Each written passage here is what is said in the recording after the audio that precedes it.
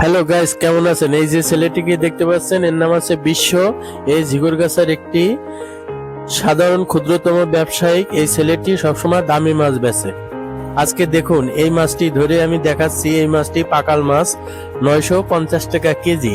আজকে দক্ষিণে ট্যাংরা মাছ, এই মাছটি 450 টাকা কেজি। হরিণা চিংড়ি 320 টাকা কেজি। আরো আছে, এই আছে আপনার গোচি মাছ 700 টাকা কেজি। পুঁটি মাছ 1 কেজি 400 টাকা। আরো আছে দেশি ট্যাংরা 1 কেজি 750 টাকা। এবার সর্বশেষে দেখাবো ভেটকি মাছ। তারপরে আছে জিএল মাছ। এই জিএল মাছ 250 টাকা কেজি। আজকের বাজারে অনেক দাম কম।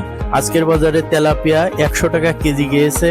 আরো রুই, কাতলা, সিলভার 220 টাকা, 200 টাকা, আরো 240 টাকা, 320 টাকা কেজি। এরকম মাছের দাম, রুই কাতলা মাছের দাম গিয়েছে। আজকে এত দাম কম মাছের, মানে মাছ ঝিগরগাছা বাজারে ভর্তি।